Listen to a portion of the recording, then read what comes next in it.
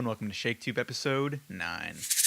Kicking things off here, after weeks and weeks of reading Shakespeare's plays, I finally saw one live. My fiance actually got us tickets, not only because I had been reading these plays, but also because we knew the actor that was playing King Lear. It was her old French teacher's husband, who I had recently met at a wedding, and he was fantastic, but Lear as a king was not. I'll talk about that a bit more when we get to King Lear here in a couple of weeks, but for now we're talking about a king that was a bit more sane, Henry V.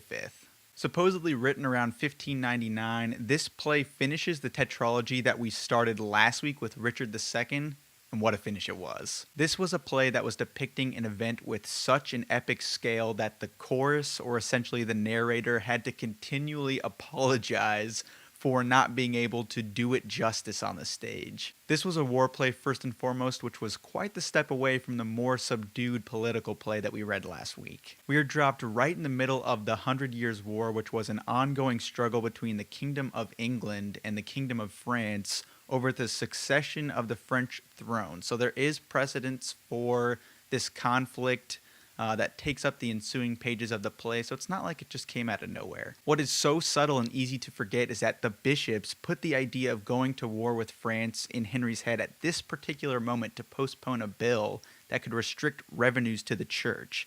And that's just the first scene of the play here, so we're already running on iffy moral territory because of that one, and it just seems a bit blasphemous at the time to write that in. I don't know if that was the intent, but really, that is the catalyst for the start of this play. Past that, we now really get glimpses into both the glory and the horrors of war. What was great about this play was the look at the common man and their perception of the war from their social standing. There are some that are totally loyal to the king no matter what, and there are some pieces of dialogue that really hammer that home, but there are also some that had some grumblings about the war and about their place in it.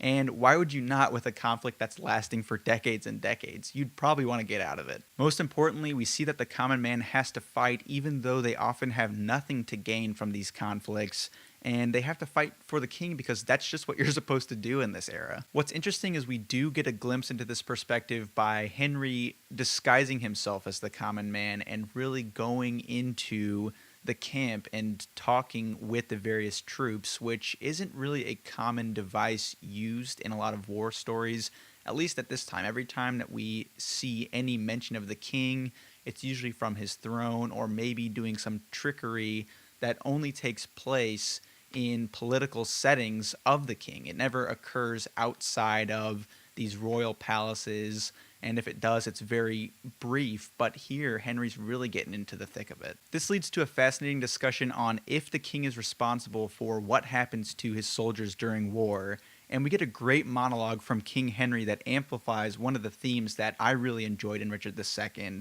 what it means to be king. Whilst in Richard III, the consensus was that the king was chosen and led by God, and that he's almost a divine being in his own right, Henry V asserts that he's just a man like everybody else, which is a total 180 from that view, and he really grapples with his duty as the leader of his people. And I just love that perspective, and I thought that made Henry V a really dynamic character. Henry had some of the most epic speeches in a body of work of a writer that has penned so many epic speeches in the past, and before the English troops go to battle with the French, I couldn't help but get fired up over his rallying message about the glory of what they were about to undertake, even though they had a severe disadvantage going into this conflict. And he just had a lot of these themes of the soldiers are going to remember this day, they're going to be known for this day, even though older men start to lose their memories, they'll never lose the memory of the glory of this day.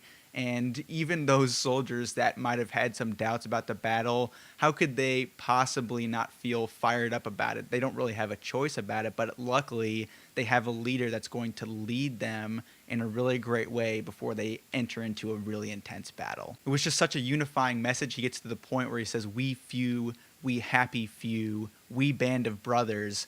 And after a speech like that, when you get to a victory, it just makes the whole victory that much more epic in the end. Regardless, the basis of the conflict was flawed. In fact, the conflict was almost unnecessary considering there were real lives lost for what was essentially a campaign of Henry V's to take the French throne for no reason. It was brought on by the bishops, It was the continuation of a war that had started in generations past. It really just cheapened the war overall, even though there were epic speeches, some of the best speeches in all of Shakespeare's plays, but because these were speeches that were all for this battle in particular, it didn't really hit home as hard in the end. Not only that, but the ending was kind of a letdown after so many epic scenes that happened right before it, and it showed Henry not really completing his development as a leader. He stayed behind to flirt with Catherine in a really awkward scene of professed love that showed that he's a better soldier than a suitor,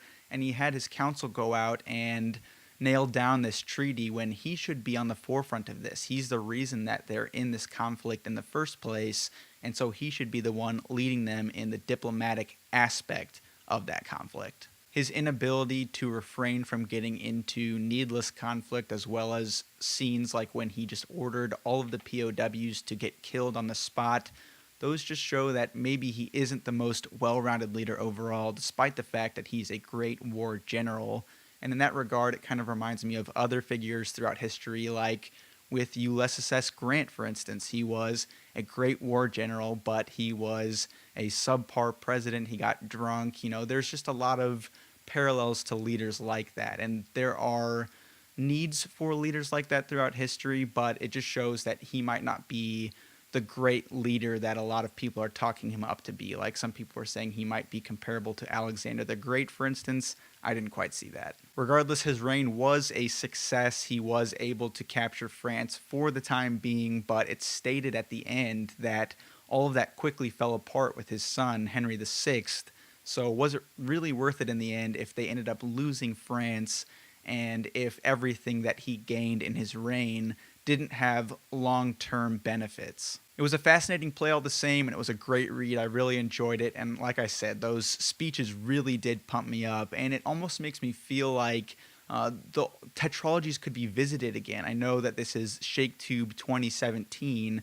Well, that's kind of implying that there's going to be a ShakeTube 2018, so while this was a grab bag of a lot of different plays in Shakespeare's body of work, potentially for next year, we could be looking at the two tetralogies in full so we could get the full picture here, because I know that we're missing a lot of parts to this story, and I think it might be worth it to fill in those blanks. Themed ShakeTube. So that's it for Henry V. I know we're looking at Hamlet next Friday, which a lot of people are excited about, so I hope you join me again next Friday.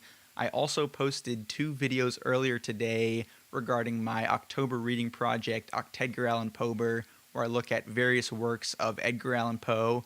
So if you're still wanting more Brian's book Bastion, there's plenty for you over there. But if you're not interested, again, I will be back next Friday as well as October 30th for part 3 of that reading project. In the meantime, thanks for watching.